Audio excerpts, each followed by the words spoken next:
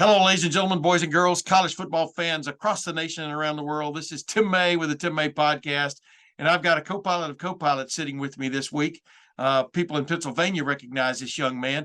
Maybe some people still in Columbus, Ohio recognize this young man. He wreaked terror when he worked at the Columbus Dispatch for a while.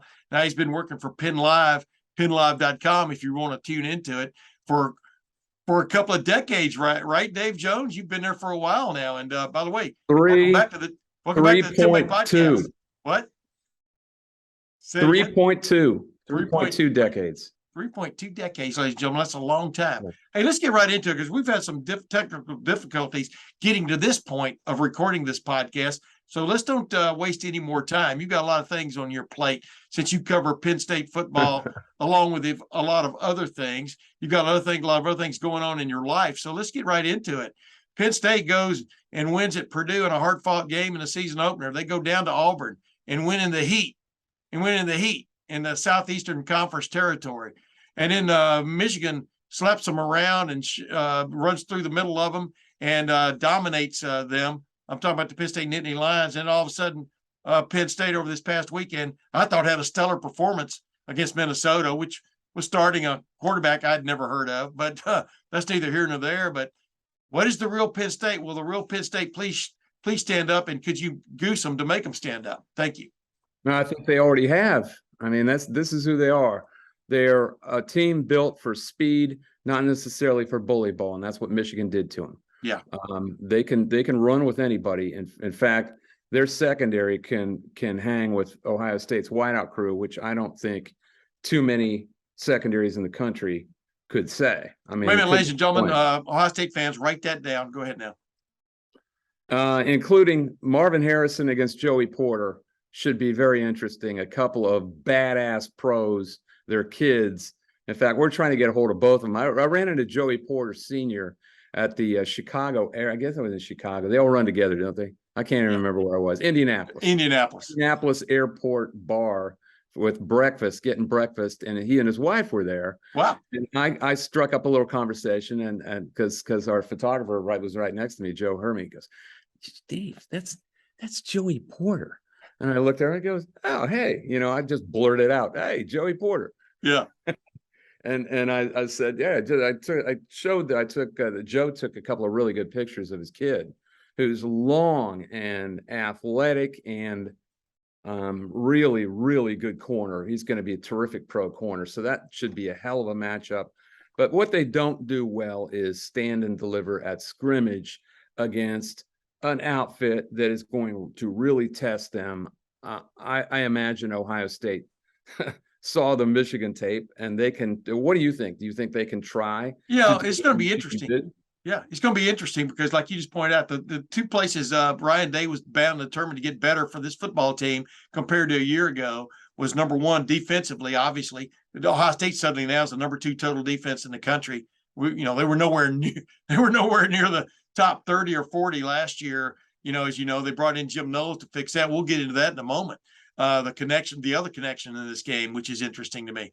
And then he wanted to basically get tougher, more physical on the line of scrimmage with the offensive line. Brought in Justin Fry, had been the offensive line coach at UCLA. Brought him in. He'd been associated with him before, and there are all kinds of indications that they've gotten much better in that regard, especially in the red zone numbers are interesting in that regard. Except for this past week when they were playing against one of the elite defenses in the country. This is funny. There was a guy, Nate Baird from Cleveland.com, was sitting next to me before Ryan Day came in for the press conference, and he goes, "Tim, Ohio State just won this game 54-10, and I think I've got more respect for Iowa's defense than I had going into the game because it was that weird kind of game." You know what I'm talking about, Dave? But like I wrote a story for Lettermen Row this week that Ohio State's just got a play sheet, man, that if this doesn't work and this doesn't work and the running game's sort of getting stuffed, they've got this elaborate passing game to go to. And yeah, it features Marvin Harrison Jr., but also Emeka Egbuka and also Julian Fleming, a young man that Penn State coveted at one point. I'm sure they coveted Marvin Harrison Jr. too in that regard. But yeah, I mean, I think it's going to be interesting because this Ohio State offensive line, do not confuse it with last year's. This looks like a real offensive line, not 4 tackles and a center, if you follow my drift. Yeah, well, what they got to do, Penn State has to get pressure on C.J. Stroud. If they don't, game's over. They have to do it in creative ways. They have to do it when he's not expecting it.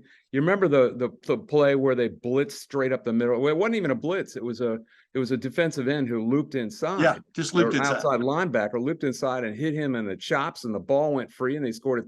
That's Iowa's only touchdown. Yeah, their only touchdown. Exactly. But they can't do what Iowa can do. They're not that physical. What they can do is come from weird angles and blitz off the corners. They ran some sets. I don't know if you watched the Auburn game, but this is the problem. Manny Diaz, their coordinator, did not respect those Auburn quarterbacks because they just weren't any good. Yeah. And he knew they had a brand new center. They couldn't call out blocking schemes. They couldn't do anything. So he was running weird blitzes he had 3 DBs on the line. I think they had like they had 7 guys on the line one time, and 3 of them were defensive backs, Wow. Yeah. And dropped a couple of them, but you didn't know who was coming from where. You're not going to get away with that against C.J. Stroud, and you're not going to get away with that against Ohio State. So it's a shell game with their defense. In prior years, they've been able to hang with Ohio State, especially the last time they were in Columbus. When I first got the idea that Ohio State could be had with a physical team, was Penn State's defensive front kind of stoned them until Henderson got away on that one run about 55 yards along the sideline. They were stoned in their running game. Yeah. And I don't know that they can do that this year. They haven't shown me that they can necessarily do that. So they've got a lot on their plate defensively. I do think their secondary can hang with Ohio State's wideouts, and that's an amazing statement, but that's how good Penn State's secondary is. Yeah, and you brought up a good point when you and I when we were in the green room preparing for this show. Yeah, you brought up an excellent point that James Franklin kind of like decided to remake the Penn State approach, right? And go to the spread team, go to the spread situation like everybody else was doing quite a few years ago. But that whole gambit's like now coming full circle because here's Ryan Day wanting to be more physical because defenses have, evolved to trying to stop the spread, the elaborate spreads. And, that means we've seen cycles of this in our whole lives. I mean, remember the run and shoot? Oh, yeah. And my brother-in-law was taken over from Mike Hart as the running backs coach because Jim Harbaugh asked him back. My brother-in-law is Fred Jackson, who was a running backs coach at Michigan for 30 years. He used to run the run and shoot under Fred Akers. Remember that? And that was the thing, man. Mouse Davis and all that stuff. Yeah. I mean, we've seen cycles of this where the defensive coaches have to figure it out. What I think that there was a threshold moment in that Ohio State-Michigan game last year where Ohio State got punched in the mouth and they didn't like it too much. And when the first time I saw that they might be able to be had physically was in that Penn State game. Penn State didn't win the game, wasn't really close to winning the game, but they made them do some things they don't necessarily like to do. Yeah. So I think they absolutely have to get pressure on C.J. Stroud. And the other problem is, man, their offense does not really have they don't have what Brian Hartline has generated at Ohio State, which is that assembly line of not just competent, not just guys who catch the ball like Charlie Jones, but guys who take the top off a defense and are dangerous. You got to fear all of those guys, all the guys you mentioned, Ibuka, Smith and Jigby, even though he's not really healthy yet, it doesn't look like. Julian Fleming's a fabulous talent, and he's been behind all these guys for 2 years. And he's been banged up, though. He's finally, like I said, so that's the real Julian Fleming a couple of 3 weeks ago because he is marvelous. But look, man, if you miss a step in that wide route room, you're 5 deep down. Yeah. You're not going to be able to make it. That's the point. Penn State had that for a while under Josh Gaddis. And then when he went out the door, you remember they had Chris Godwin and they had tight ends who could run down the field. They had guys who were still playing in the NFL. Yeah. And I mean, and they had really good Deshaun Hamilton. They had guys who could go up and high point balls way down the field. And that was half of their attack was Trace McSorley would just evade rushers and then climb the pocket and heave it, and one of those guys would catch it. Yeah. Because they could do that downfield. The guys they have now really aren't capable of that, doing that on a consistent basis. So defenses can start crowding them, and they can bring their safeties up. And that's a real problem for Sean Clifford in the offense, because they have not shown me that they can run the ball consistently. They did it against Auburn, but I think only because they kept ahead of the sticks in that game, and they were ahead of Auburn because they didn't really respect Auburn's offense, and they were ahead for a full game. They're not going to be ahead for a full game against Ohio State. Yeah. You have to make a lot of plays on offense, and I'm not sure they can do it. Hey, who's the best team in the Big Ten right now, in your opinion? From what I picked Michigan to win the league. Did you know that? And are you sticking with it? I will stick with it only because this reminds me, and we have a long history of Ohio State football. I sold Coca-Cola in Ohio Stadium when I was 15 in 1972, man. That was 50 years ago. Yeah. I saw some bad offenses in there, and Greg Hare, and offenses like that. Yeah. This is a spectacular offense, but they have to show me that they can withstand a physical onslaught like Michigan got to them last year. And I don't know that they didn't like that at all, man, but it's going to be a different atmosphere in the shoe than it was last year. And there will be no surprises. Yeah. But I think Jerry DiNardo said this to me at the start of the season, and I agree with him. I think these two programs are in an equilibrium in a way where they're kind of yin and yang. They're completely complementary. I don't know if you can use the word, but they're opposed type of programs where yes. Ohio State is all the shiny objects and all the weaponry, and it's just coming from every direction. And Michigan is cut in Bo Schembechler's image, man.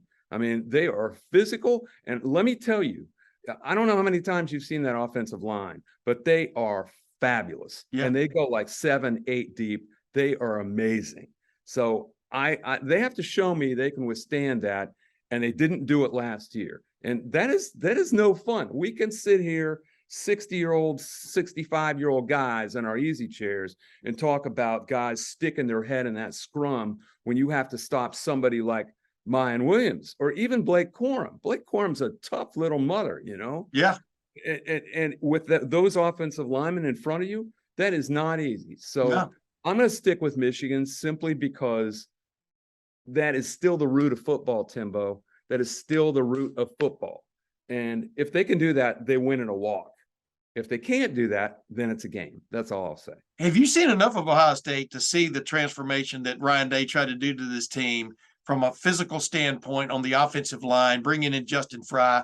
This is an offensive line that looks like a real offensive line now with 2 real guards, 2 tackles, and a center, Luke Whippler, who ought to be up for any major award for a center right now. Can you tell from what you've seen, have they gotten more physical in your eyes? Obviously, Iowa was bound to determine Ohio State wasn't going to run the ball, So Ohio State had to go another way. Go ahead. I mean, how do we know? They played Notre Dame, and Iowa is probably the best evidence of that. But Iowa couldn't play complementary football because they had no complement. I mean, their offense is incompetent. Yeah. I mean, it is inert under Brian Ferentz, and I don't understand how that guy is still only nepotism and Gary Barta is allowing that to keep happening. It reminds me so much of Joe Paterno and Jay Paterno for a while there. At least Jay realized his inexperience and how over his head he was and went and got help, man. He went and got help. All of a sudden, they were incompetent. The 2004 Penn State offense was as bad as anything has been in the Big Ten in 7 years. I actually did research on it. They were awful. They averaged like 17 points a game, and that was like 50 in the last game against Michigan State. But he went and got help. They took a trip down to Texas. They come back in 2005. They win the league, and they score 38 points a game, and they did it again with Darryl Clark in 2008. This offense with Iowa, I don't see what they're doing. Brian Ferentz is supposed to be an offensive line coach, right? Yeah. That was supposed to be his specialty. He's had one job in his whole life that wasn't with daddy, And that was under Daddy's friend Bill Belichick, where he got the quality control job. Yeah. He's supposed to be an offensive line specialist, and their offensive line is pus. It's not even any good. So I don't even blame Spencer Petras or the rest of those guys, because it's impossible to run anything. What I'm trying to tell you is I don't know who Ohio State has played that really proves anything. Yeah. They played Notre Dame and this team, so I don't know. They haven't come up against a really tough physical defense, and they won't this week either, because Penn State's not it. Yeah, it is interesting. I mean, it is kind of hard to get a handle on where Ohio State really is, really on both sides of the ball. But you can see that they are better defensively. I mean, obviously, Iowa was 131st out of 131 teams in the FBS going into that game offensively, and Ohio State held them 50, 70 yards under their average. You know what I mean? So, but you are impressed with what Jim Knowles has done with that defense, aren't you? Just watching from afar, like you said. Yeah, and you sell Coca-Cola in the stadium. Honestly, go ahead. I didn't honestly know if he was the right choice, because he takes risks, man. He's a lot like Manny Diaz that way. He shoots gaps, and he's going to pressure you, and he's going to put it on you. I didn't think they necessarily needed that with that offense. I didn't think he was necessarily complementary to that offense, since they've got everything they need on the offense. They just need to stay in the game on defense, keep in position, plug their gaps, stay gap sensitive, gap discipline, gap sound, yeah, and just play the game out. They don't need to do a lot. But that said, and we're going to get to the fun matchup here, because the Penn State offensive coordinator is Mike Yurcich, and Jim Knowles is the defensive coordinator, and they both were on the same staff at Oklahoma State under Mike Gundy as the coordinators in 2018. Yeah. So they know each other really well, and that's really interesting too. Yeah. And obviously Jim Knowles had just really started rebuilding or building that defense. I mean, in a league where nobody played defense, which was interesting. Now, and he even talked about the evolution of the game, and what you have to deal with now. And yeah, I mean, this was interesting about me though. When Ryan Day went out and got him, Ryan Day didn't just want a guy to shore up, the physicalness of stopping the run game like a he wanted guys who were technically proficient. And yeah. I watched the Oregon tape very carefully last year, and they were totally undisciplined. Oh, dude. We had linebackers blocking linebackers. Zach Harrison get caught inside, and they were influence blocks. They weren't even trying to push him. He ran himself out of play. Correct. You don't see that happen anymore. No, you see coordination. I hear you. But real quick though, but he wanted a defense that was going to be like Ohio State's offense in the sense that it's going to come after you. It's going to be aggressive.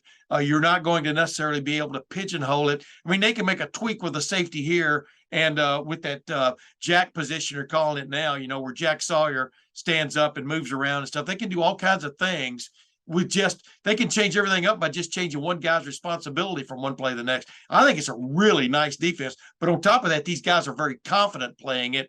They're playing physical and they're getting after it. I think it shows up on tape. I think it shows up when you watch them play. Like, Saturday was a train wreck of an Iowa offense. I don't think there's any excuse for that in the modern day with all the resources available to teams to be that inept. What's it remind you of?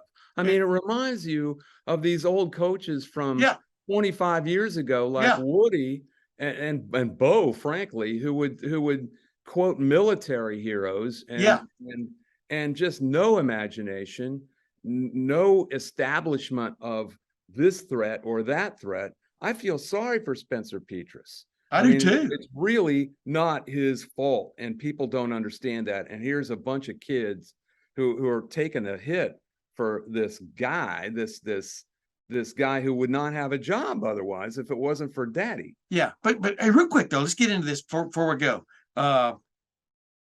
They played for the Big Ten championship a year ago. I know Michigan destroyed them, but they played for a Big Ten championship a year ago. And that's how quickly things can flip, right? I mean, not that they got there because of their offense. In the West. In the West. That's what I want to get to now. I mean, I'm sitting here thinking, okay, Purdue is now the team, right? Well, Purdue is not the team anymore. You know who looks like the team now, right? The Fighting Birds of Brett Bielema. I mean, right? Yeah. But let me tell you, this is how bad it is. Do you realize? Did you watch the Nebraska-Purdue game? Oh yeah. Yeah. I mean, Nebraska was behind the whole game, but if Purdue makes one more screw up, Nebraska could have won that game. It was a one-score game at the end. And if Nebraska wins in there in Purdue, they're in the race, man. Yeah, they are right there. I mean, they are right there. That's how bad it is in the West. So let me ask you this. Are you going to enjoy no divisions? Because I always liked the feel of the East and the West. I just think it's untenable at this point, the way recruiting has gone.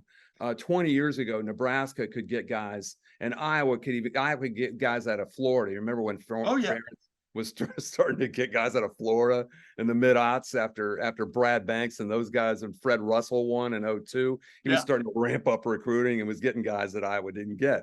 Yeah. Nebraska used to get guys out of Texas and even California. They can't do that anymore. I mean, you cannot live off the footprint of recruiting out there. So I just think they have to throw everyone in the same division. I wish it wasn't true, because I like the feeling of the East and West. Yeah, Dave, and you and I will probably talk about this for 30 minutes before the game on Saturday at Happy Valley. But I what I'm not a fan of is Ohio State playing Michigan, and then Ohio State playing Michigan again the next week. Yeah, I mean, But I want that game to stay at the end of the regular season. I don't know about you. Let me ask you this. I mean, how long would you go for that? If in fact the Big Two have now reestablished themselves as the Big Two in this league, how long would you go for them playing back-to-back weeks? Go ahead. I think it's what it's going to be, and I think I wrote a couple weeks ago. It looks like it's going to be. It used to be the Big Two and Little Eight. Now it's going to be the Big Two and Little Dozen, because no one is doing what those teams do. The Big Two to Little 14 is what's going to happen. Go ahead now. What's coming. Yeah. Go ahead. Yeah, well, it's going to be more than 16 anyway. Yeah, it's going to be 20. Okay. That. It's going to be 20. It's going to be 20. And then how are you going to put this league together where teams can play their neighbors? You can't. And now we're getting into a whole different thing. But that's another podcast. But this is way, way out of control. And I hated the UCLA USC thing. I mean, I really hate it. Ruined the Rose Bowl. They're going to have to put Oregon and Washington and somebody else out there. And aren't we back in divisions again? That's where I'm going. Aren't we back in like 4 divisions with a Western division? Otherwise, odds. You're not going to be able to recruit at USC and UCLA. We know what the flights are like around the Midwest in November. Are you telling me that you're going to be able to tell kids at UCLA they're going to be coming in on recruiting visits, and the kids who are already there are going to go, you don't want to go here, man. We fly 5 hours every damn road trip out there. Yeah, exactly. That's West Lafayette and Bloomington and East Lansing, where I still haven't seen the sun. And I've been doing these trips for 30 years. We've been in East Lansing every other year. I haven't seen the sun there yet. Oh, wow. We always go in November. Hey, but you can even fly to State College since they expanded the runway many years ago. I mean, remember when Woody used to have 2 planes go in there? You know the story, right?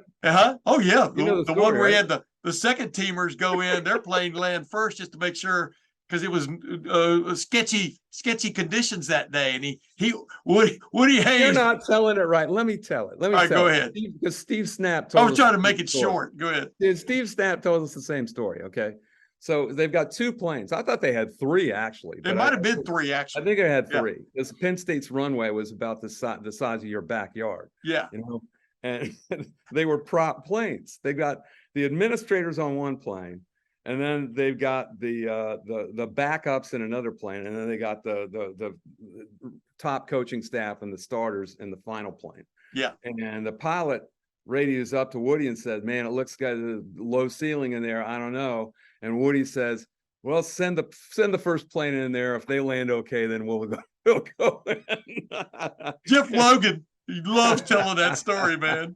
And but wow, we could sit here and talk forever about that stuff. But it is interesting how much State College and Penn State have evolved, right? I mean, since those moments. Let me ask you this. How close is Penn State to being back to where it was before the scandals, et cetera, for the JOPA, what's the word I'm looking for? Diminution. No, basically fall off. How close is this program back to being to where it was, or will it ever kind of get to that level again? Well, they've made some mistakes. They've run into situations where they couldn't replace assistants. Like Josh Gaddis was a rising star, but he wanted to be a coordinator. Well, Yeah. what do? And if they could have kept Josh Gaddis, they would be competing for the same wideouts. They would have had Julian Fleming, I believe, instead of Brian Hartline getting them. Yeah. So they had a revolving door at wideout. They're not equipped with the same guys that they used to be at wideout. They just aren't, and that hurts them. I think they've made mistakes as far as misjudging where football was headed in this targeting flag era where they're protecting everybody. And they thought, we talked about it a minute ago. I think James Franklin and a lot of coaches thought it was all going to be Big 12 7-on-7 football with the field spread, and not only on offense but on defense. Right. That somehow you'd not have to really crack heads, but you could run guys down. Yeah. That speed would run them down, and you weren't going to play in a phone booth anymore. And I think he misjudged that. I think a lot of coaches misjudged that. But Jim Harbaugh, who I never thought was going to win a Big Ten title, I never did, because I thought there was always going to be somebody who figured him out, because he has his method that worked at Stanford, that worked with the 49ers, and he wasn't going to change about it. He wasn't going to be adaptable.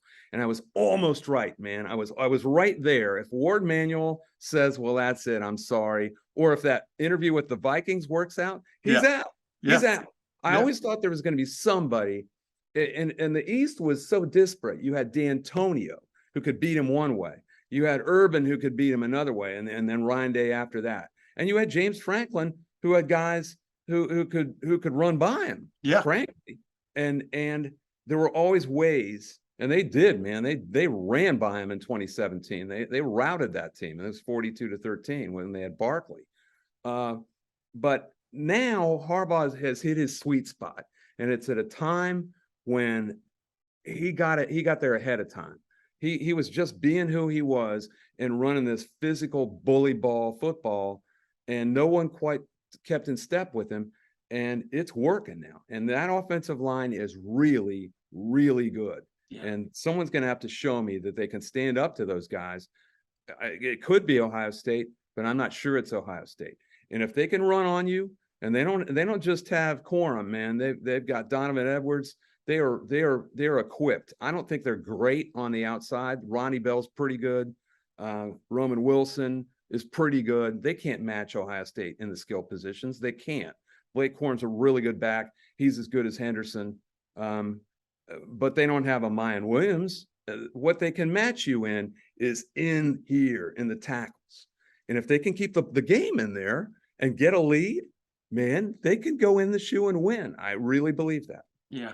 Everybody keeps waiting for J.J. McCarthy to have to win a game throwing, meaning throwing downfield. And I'm just going. Hasn't yet. Well, yeah. But, I mean, maybe he doesn't have to. You know what I mean? He does just enough. He does just enough. Yes. He does just enough. And to Sharon Moore, the OC's credit there, he has kept the attack balanced enough so it really isn't caveman stuff. Yes. He is keeping McCarthy ahead of the game so he's not facing 3rd and 9s. But, like we said, we're talking about Ohio State and Michigan and everybody else. How do we know who either one of these teams have until they have to play somebody?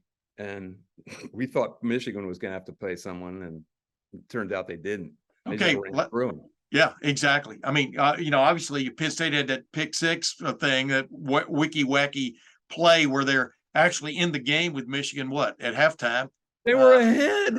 I know. Timbo, have you ever seen a game where a team is ahead in the 3rd quarter? I remember your tweet. Go ahead. And had been outplayed like that. They were ahead. Yeah. 17-16 in the 3rd quarter and had been totally manhandled on both sides of scrimmage. Have you ever seen a game like that? No. Oh, well, you've seen teams turn the ball over and the better team is like mully-gullying around, and eventually one team, but that was a weird because it was weird only because maybe Penn State, if they keep making plays like this, they could be in this game. But then the string ran out, kind of like the Minnesota, whatever. Minnesota and Penn State this past week. I just go, I keep thinking Minnesota's going to get up there and physical and whatever. But no, I thought Penn State was pretty impressive in that game. I have a lot of respect. Buddy, I respect the ability of Sean Clifford, who. I'm saying I respect what PJ Fleck is sort of like built there at Minnesota. And I thought Penn State just you know what I mean? Kind of like watching somebody pass you on the road and they just kept going. Go ahead now. Well, they are worn out. I mean, they lost their quarterback. Tanner Morgan had a concussion. This Ethan Kaliakmanis, hey, watch out for that kid. I know you haven't heard from him. He's from the south side of Chicago, which I've heard is the baddest part of town. Yeah, it is. He can play, man. He is he's a 4-star quarterback, so he's got him too. And he probably will end up playing him the rest of the year because he is a talented kid. But they don't have any stick-out athletes on defense, and that's where Penn State could win the game. They basically just hit enough big plays, and they've got a couple of running backs, and Nick Singleton and Katron Allen, who are serious weapons. The problem is in their offensive line. Yeah. And it really isn't getting that much better. We thought maybe it did against Auburn. It didn't. It has not worked out that way. So I would worry about Penn State's offensive side of the ball more than their defense. Their defense is back 4 or back 5 is always going to keep them in the game. But they've got to be able to score points. And I don't know that in this game they're going to be a hell of a lot better shape than Iowa was, because Knowles' defense, man, they fly around and they disrupt you, and they're going to make you back them off. And I don't know if Penn State can. I got you. Hey, Manny Diaz, real quick before we go, where can you see his imprint on this defense? I'm talking about the Penn State defense. Where does it stand out? Well, they've got a lot of undersized guys, like I was telling you, the philosophy. So they've got undersized linebackers, and they've got a couple of Adisa Isaac, for instance, on a defensive end. He's not a big defensive end. He's not a big imposing, fast, big, fast defensive end. They've got guys like there was the Donovan Edwards bust out run for 66 yards. That edge just got wiped out. So he has limited. He's got a good defense, but not a traditional ass-kicking defense like Penn State has had on the front very often. So he has to do tricks. He could do tricks. He could play tricks on these Auburn quarterbacks because they were awful and they didn't know what was going on, and he had the opportunity to do it. He didn't try that stuff against Aiden O'Connell because he knew Aiden O'Connell would, oh, you're going to do that? Oh, I'll do that. You're going to do that? I'll do that. Yeah. And he waited until the fourth quarter when they got a lead, and then he blitzed Aiden O'Connell, and it worked. Yeah. But he's always going to try to surprise you. But his weaponry is limited with this defense. He has to play complementary football because Penn State needs to get the lead, to get the other team to throw the ball, and then they can live off that secondary because it's a ball-hawking, nasty secondary with long corners. And I haven't even mentioned Jair Brown, who's a terrific safety. And Joey Porter Jr. And they can play, man. They're not going to be afraid of Ohio State's wideouts.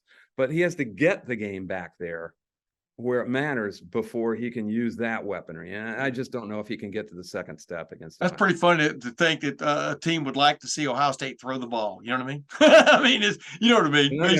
Not going to be worried, man. The problem is they got to get some pressure on Stroud. They have to. They have to get him in third down, and I don't know if they can. You know. Yeah. Hey. Appreciate you, Dave. Last question. Mayan Williams, Last question. Like I had Bill Bender on from the Sporting News a couple of weeks ago. I want to get your take.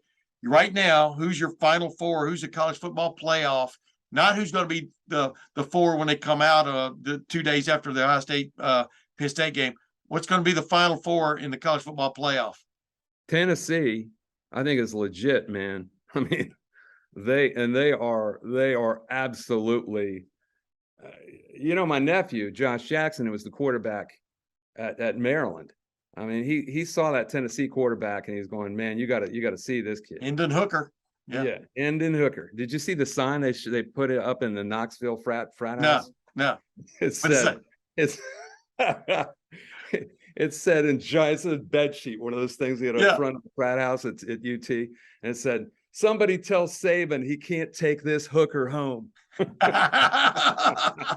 Oh man, that's pretty good stuff. So you like Tennessee, and I do like Tennessee, and I still like Georgia, even though they're not offensively, don't look like they got their crap together. But no, that's where the two are going to come from. If the SEC gets them, because one's going to beat the other here in 2 weeks, and the other one isn't going to have to play in the championship game. It won't have to play Alabama. Right. Yeah. Right. Yeah. So that's possible. Okay. And then who do you like? That's two of them. I think somebody's coming out of the Big 12. I don't know if it'll be TCU, but right now I would say TCU just because I like what they're doing there. And I do too. Yeah. Sonny Dykes. So I'll say that's the wild card team, the Cincinnati, the Michigan State that everyone's going, wow, no one would have picked that. So and you still like Michigan to win the Big Ten. So you like Michigan in there? I picked Michigan. If I was going to bet on it, of course I wouldn't bet on Michigan, but I just had a feeling, so I picked Michigan to win the division. Let's say either Michigan or Ohio State to be the fourth. And I would have said a while ago maybe USC or UCLA, but no, I watched Utah beat USC, and that's the end of them. Do you think Clemson is headed for a reckoning? I mean, in other words, you think Clemson? Man, they were lucky to win that game. Yes, they changed their quarterback in the middle of the game. That's a bad sign, and I think they probably should have changed him out before this. Syracuse, if they don't make stupid plays at the end, they win the game. And if Syracuse is coming into your place and almost winning, then you got no business in the college football playoff. You don't have Dino Babers fever. Huh, that's interesting. I love Dino Babers. I'm a huge Dino Babers fan. Yeah, man. I like him too. Ladies and gentlemen, Dave Jones. I've got Dave Jones fever right now. I better go take an aspirin. Dave Jones, my co-pilot for this week. Once again, you did a tremendous job when I handed the controls over to you. I appreciate you, brother. You know that, right? We go back, and then we go way back, right? One of these times we'll do just nothing but stories. That'll be when we retire. That would be great. Stuff from like the 80s when you took me in the office and told me about when you had to rewrite the headline that said Woody Hayes resigns. Yeah. Those are kind of the things, I actually wrote to our story that day, which was bizarre in its own right. We'll talk about that one of these days, but you know how things were occasionally at the Big D, you know what I mean? But hey, the first time I met you. Yeah. Yeah. Hey, Dave Jones, thanks for joining me on the Tim May podcast. And ladies and gentlemen, thanks for watching and listening again. And until next week, and when we comb over this Ohio State trip to Happy Valley, will Ohio State return as happy as it is going? I guess we're going to find out. But until then, for Dave Jones, this is Tim May. We'll see you then.